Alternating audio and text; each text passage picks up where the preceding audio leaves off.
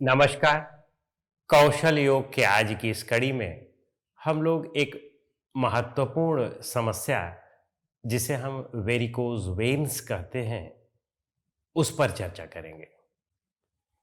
उन लोगों को जो लोग ज़्यादा देर तक खड़े रहते हैं, एक ही पोजीशन में कंसिस्टेंटली ज़्यादा देर तक खड़े रहना, जैसे पुलिस हैं, ट्रैफिक पुलिस वाले हैं, या ऑफिस के ही काम में कुछ लोग ज़्यादा देर तक खड़े रहते हैं, उन लोगों को इन समस्याओं के होने की संभावना अधिक होती है।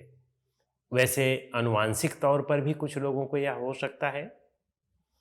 योग में इसका बहुत बेहतर समाधान है। यद्यपि हो सकता है कि गंभीर समस्या हो तो सर्जरी की आवश्यकता पड़े, लेकिन सर्जरी पे जाने के पहले यदि हम कुछ दिन योगिक क्रियाओं का अभ्यास कर लें और उससे लाभ मिल जाए तो हो सकता है कि फिर सर्जरी की आवश्यकता ना पड़े। तो आइए अब हम लोग देखते हैं कि योग में कौन कौन सी क्रियाएं इसके लिए बहुत उपयोगी होती हैं।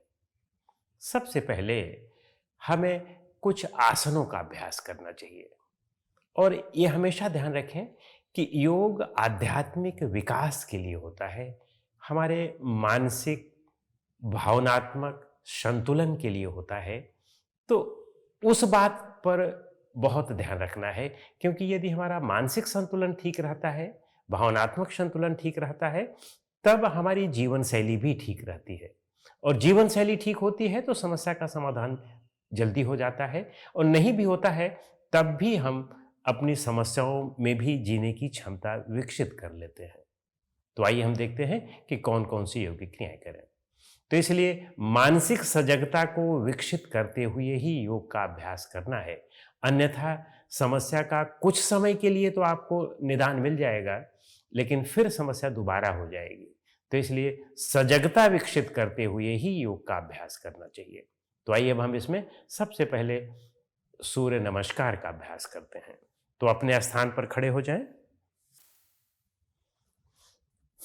और सूर्य नमस्कार के लिए तैयार हो जाएं। 1 2 3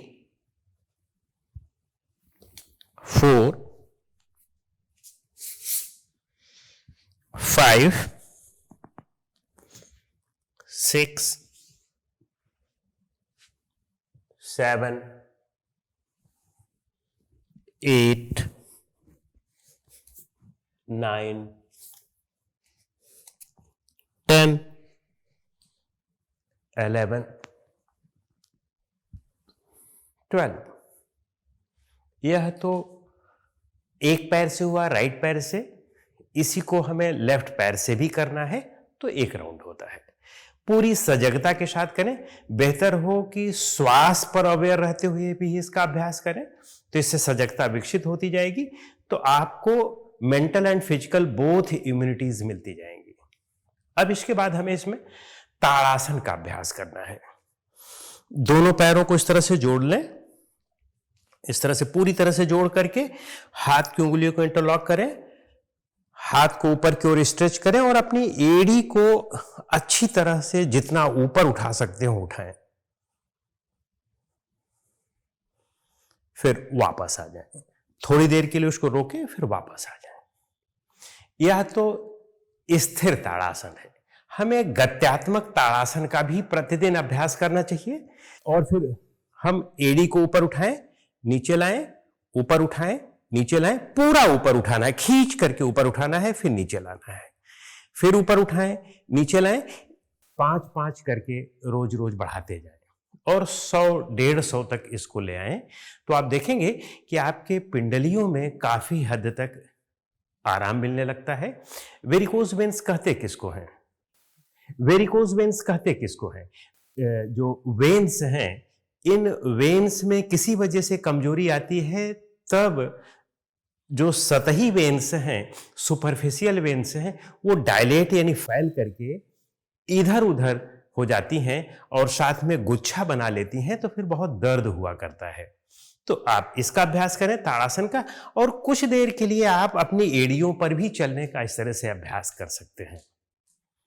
एड़ियों पर चलने का अभ्यास करें या कोई दीवार के सहारे अपनी एड़ी पर इस तरह से करके खड़े हो जाएं, इस तरह से भी अभ्यास कर सकते हैं। और फिर इसके बाद इसी में हमें पर्वत आसन का अभ्यास करना है और पर्वत आसन में पैर को जितना पीछे ले जा सकें ले जाएं। प्रयास करें कि हमारा एड़ी जमीन को इस तरह से टच करे और आगे की ओर को इस तरह से प्रेस करें कि पूरा पिंडली में प्रेशर आए और फिर वापस आए। इसी के साथ ही इसमें हम पादहस्त आसन जो सूर्य नमस्कार में करते हैं वह भी इस तरह से करें कि ऐसे आगे की ओर झुके, तो इससे भी यहां पर अच्छा प्रेशर आता है और इस समस्या के समाधान में यह मदद करता है। बैठ जाए अपने स्थान पर, दोनों पैरों को आगे की ओर फैला लें और अब दोनों हाथ की उंगलियों को इंटरलॉक करके ऊपर की ओर खींचे, आगे की ओर झुकेंगे और झुक करके अब यहां पर पैरों को इस तरह से पकड़ लें और अंदर की ओर खींचे, पंजे को अंदर की ओर खींचे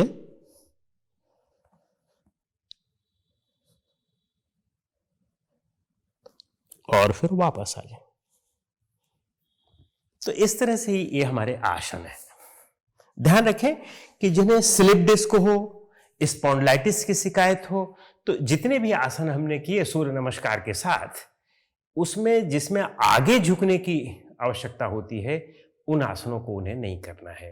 बाकी सभी आसनों का अभ्यास किया जा सकता है और साथ में यदि इसमें हम पैर को ऊपर उठाने वाले आसन करें और वह भी बहुत योग्य मार्गदर्शन में करना है। योग का अभ्यास हमेशा मार्गदर्शन में ही करना चाहिए। तो यदि हम पैर को ऊपर उठाने वाले जैसे सर्वांगासन है, शीर्षासन है, हल आसन है, इन सब का अभ्यास करते हैं तो निश्चित रूप से हमें समस्या में बहुत हद तक आराम मिलता है। और साथ में यदि हम प्राणायाम करें, कपालभाति प्राणायाम इसके लिए बहुत उपयोगी प्राणायाम है। तो आइए हम देखते हैं कि कपालभाति का अभ्यास कैसे किया जाता है। किसी भी ध्यान के आसन में बैठ जाएं, सिद्धासन हो सकता है, पद्मासन हो सकता है, सुखासन हो सकता है। और यदि उच्च रक्तचाप ना हो तो कपालभाति करें और यदि उच्च रक्तचाप हो तो नाड़ी शोधन करें। तो कपालभाति को देखते हैं। दाहिने हाथ को ऊपर उठाया और थंब से दाहिनी नासिका को बंद किया, दोनों उंगलियों को इस तरह से अंदर करके अब हम बाईं नासिका से झटके से श्वास को बाहर निकालें और नॉर्मल श्वास अंदर लें।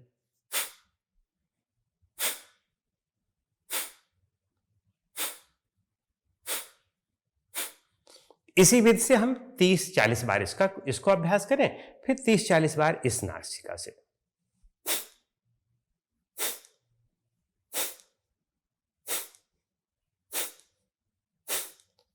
और फिर 30-40 बार दोनों नासिकाओं से।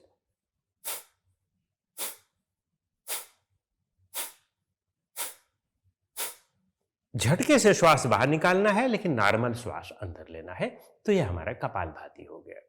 इसी तरह से नाड़ी शोधन प्राणायाम का भी अभ्यास किया जा सकता है। वह हमारे आप इस चैनल में देख सकते हैं, हमने उस पर अलग अलग सी वीडियो डाल रखे हैं, तो उसको देखें। और साथ में अपनी जीवन शैली में भी थोड़ा फर्क करें। खान पान में बहुत ध्यान रखें, बहुत मिर्च मसाले वाली चीज़ें ना खाएं और प्रतिदिन वॉक करें, सैर करें। और साथ में यदि आप सोते समय ऐसे बिस्तर का उपयोग करते हैं बेड का कि जिसमें पैर की तरफ थोड़ा सा ऊपर की ओर उठा हुआ हो, फिर नीचे की तरफ हो, तो जैसे पैर की तरफ अपने बेड में आप 1-2 ईंट लगा दें और फिर उस ऊपर उठा दें उसको। और फिर आप देखें कि उस तरह पे सोने पर सिराओं को आराम मिलता है, वेन्स को आराम मिलता है और इसलिए आपको राहत मिलती है। तो इनका अभ्यास किया जा सकता है। और साथ में यदि मेडिटेशन का अभ्यास करें तब आपको समस्याओं को भी सहजतापूर्वक एक्सेप्ट कर लेने की स्थिति आ जाती है और वे समस्याएं आपके दैनिक जीवन में बहुत प्रभाव नहीं कर पाती हैं।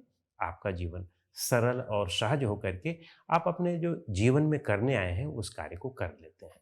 तो योग का मतलब मानसिक और आध्यात्मिक विकास है, बौद्धिक विकास है, उसके लिए अभ्यास करें। नमस्कार।